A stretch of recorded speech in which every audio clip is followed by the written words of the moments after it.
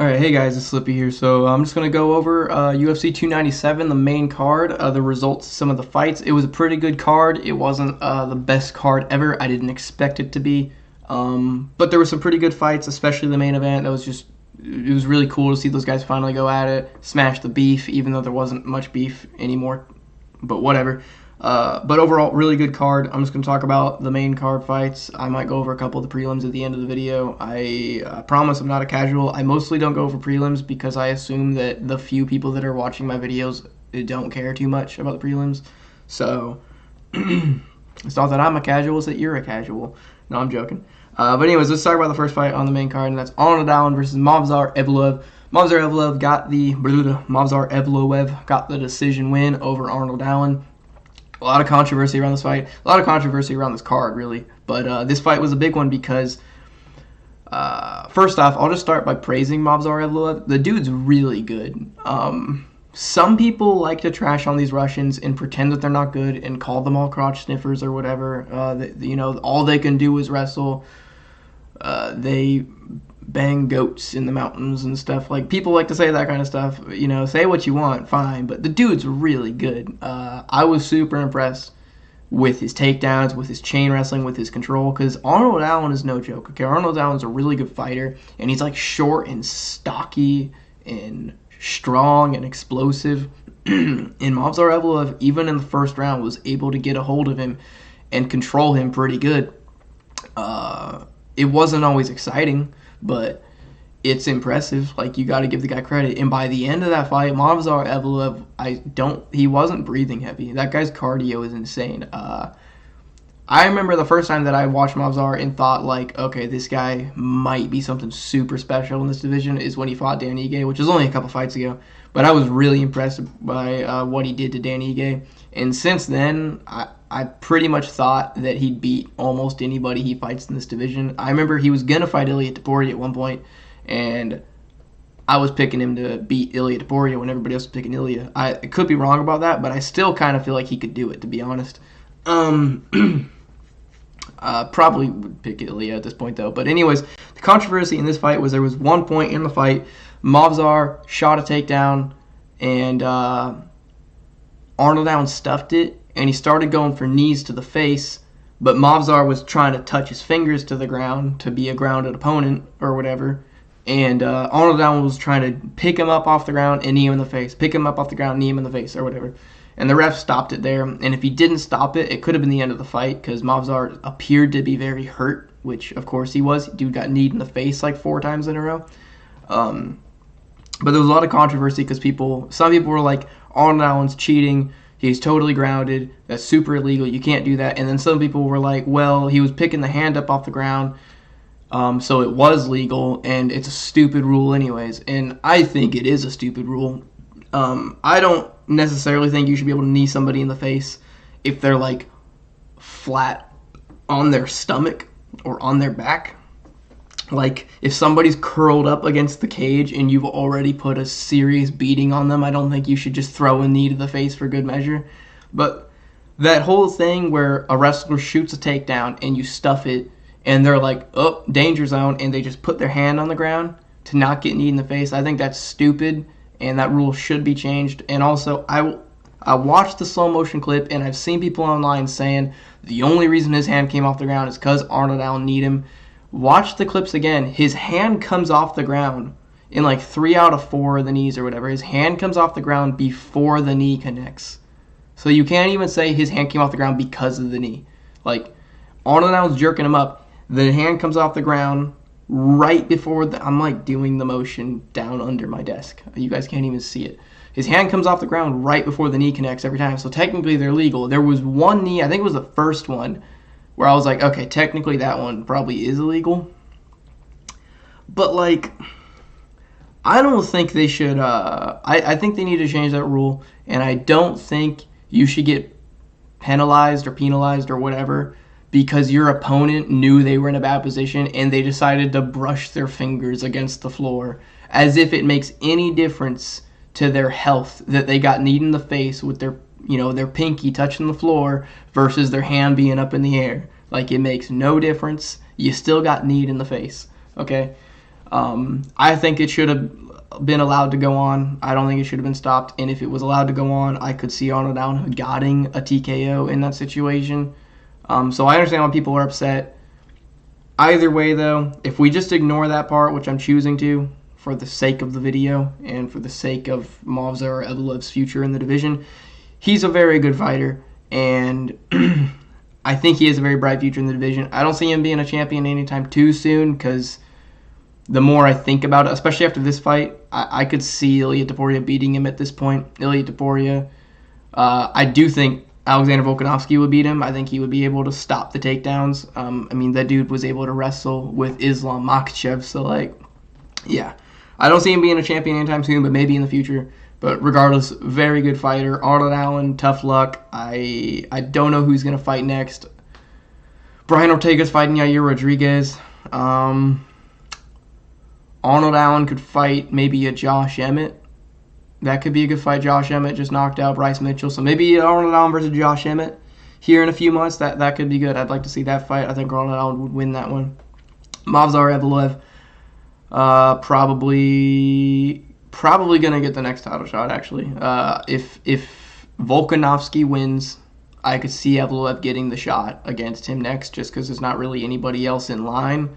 If Topuria wins, they'll probably do an immediate rematch with Volkanovski. And Evloev might just be waiting out. Evloev's not that active anyway, so like I wouldn't be surprised if he just waits out for a title shot. I don't know who he'd fight in the meantime, except the winner of Ortega versus Yair.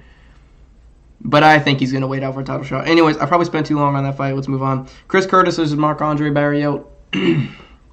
First 2 rounds of this fight weren't bad, but the whole crowd was booing. And everybody in the commentators were saying it feels like a sparring match. And I don't know why. Because it looked like a perfectly normal fight for the most part. Like, they were throwing shots at each other. Nothing too crazy. But it looked like a pretty normal fight for, like, featherweights. But I think there's an expectation going into a Chris Curtis fight and a Marc-Andre Barriault fight, and it just didn't meet that.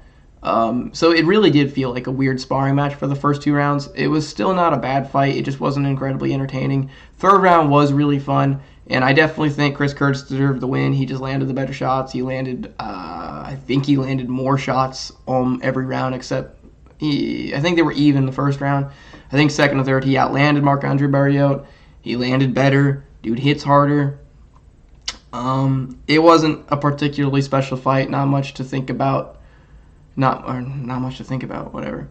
Not much worth talking about, I should say, except for the end when they decided to just slug it out. That was pretty fun, but not good for their health. But anyways, yeah, not a lot to talk about. Good win by Chris Curtis.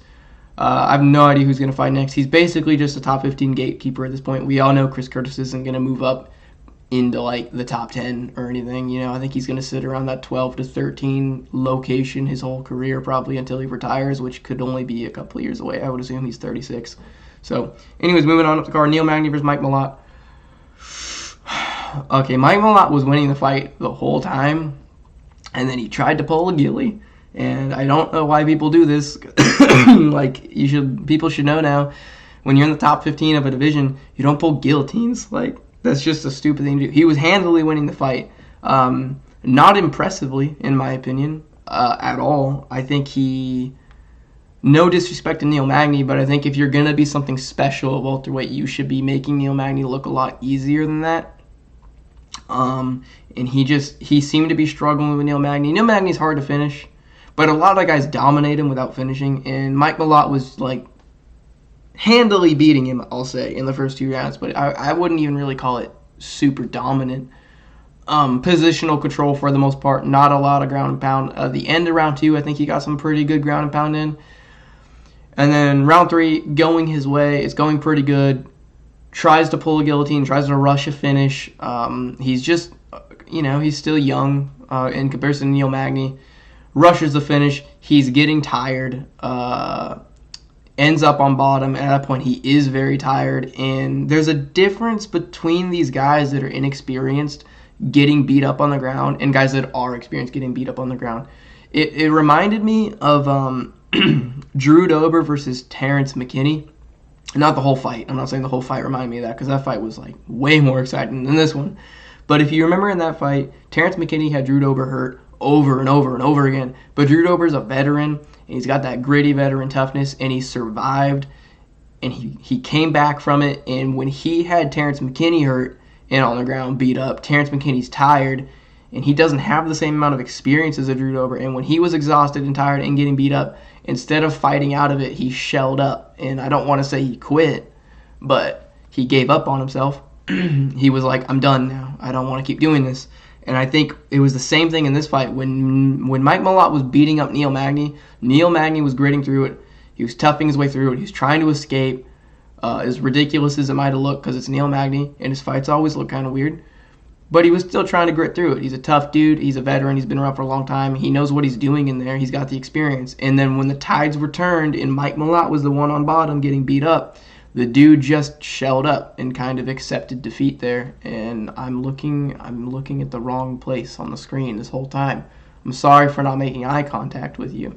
But anyways, yeah, Mike Malott, he's just inexperienced. I think he will be a very good welterweight fighter in the future. He just needs some experience. I think he's going to learn a lot from this loss. I think this is one of those situations where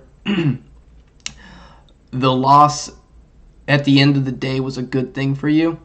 I think a lot of fighters need that at some point, so I'm not going to even hold it against him too much because he's still young. He's actually not that young, is he?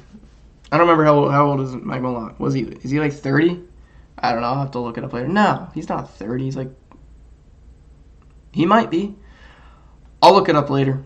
I'm sure you guys are all yelling at the screen right now. But anyways, I think it's a loss he's going to learn from. I said the same thing about like Sean Brady when he lost to Bilal Muhammad, and everybody was like, oh, turns out Sean Brady sucks. You know, he's trash. He's a quitter. Whatever. And I was like, you know what?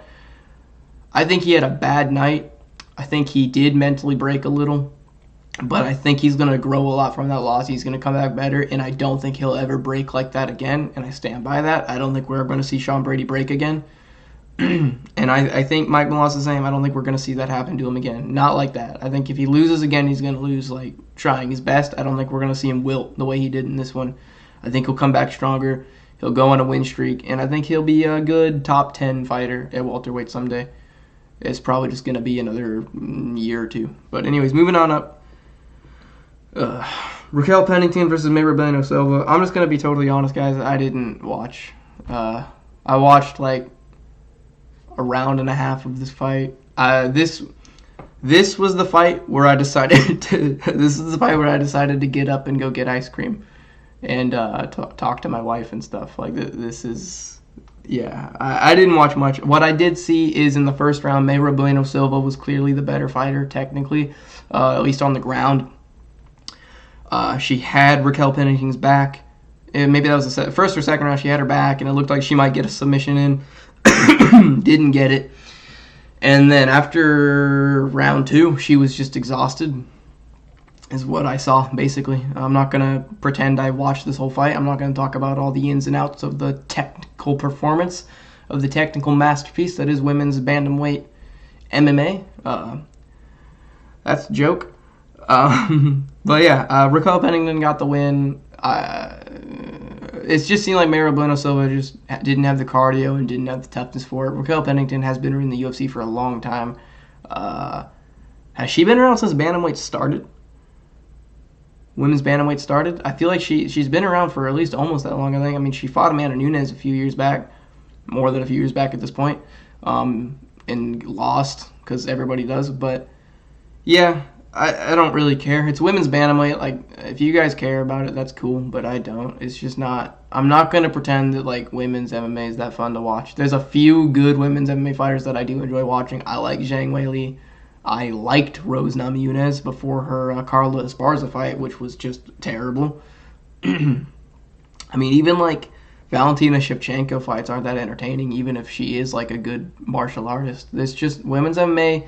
It lacks the spark that men's MMA has, because you know that the finishing potential is basically zero. You know that the chances of them like hurting each other with a big shot, basically zero. There's not any suspense in a women's MMA fight, is what I'm saying. And that's like part of the fun in MMA, is the suspense. The anything can happen in this fight. The guy who's not as technically good can still win. The guy who's not in as good a shape can still win because it's MMA and anything can happen. In women's MMA, that's just not the case. It's like, which one looks like more of a man? That one's probably going to win every single time. Anyways, moving on up. Sean Strickland versus Dricus Du Plessis. I already made a longer video about this, so I'm going to keep this very brief because this video is already too long and none of you are watching anymore. But great fight. Razor close. Closest fight I've seen in a long time. Could have gone either way. I personally thought by the end that Strickland probably deserved to win it just a little bit more.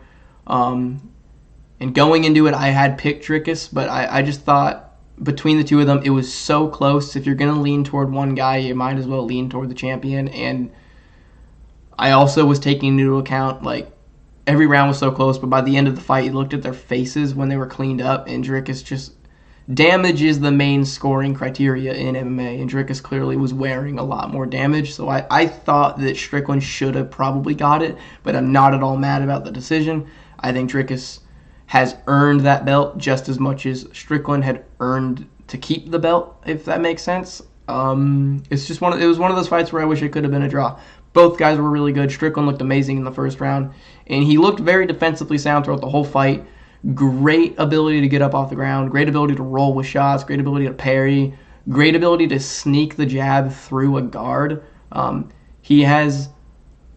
It's not like the snappiest jab ever. It's not the most powerful jab because it's Sean Strickland, but his ability, his accuracy and his ability to sneak punches right through your guard is amazing, and I think that's just a testament to the what's the word? The effectiveness of his training style, which is just sparring all the time. Like, it turns out fighting every day is a really good way to learn to fight. You know, he doesn't do a lot of drills as far as I know. He doesn't do a lot of pad work. He spars all the time. That's always been his thing. Lots of sparring, and it's made him very good at fighting. He sees shots coming very good. But the most impressive thing about him in this fight to me was definitely, one, his ability to get up, and then two, his ability to sneak punches through the guard. Really impressive to me. As far as Dricus, his takedowns were great. His athleticism and his explosiveness when he gets a hold of people is really impressive. And I was also really impressed with his cardio because that guy looks tired, but he got stronger as the fight went on. He looked better in the third, fourth, and fifth rounds than he did in the first, and I was not expecting that out of Dricus. He proved that he's a 5-round fighter. He proved that he is worthy of being a champion, and it was a great fight, and I hope they run it back soon. If you guys liked the video, hit the like button. If you could subscribe, that would be cool. I will talk to you guys later. Have a good one.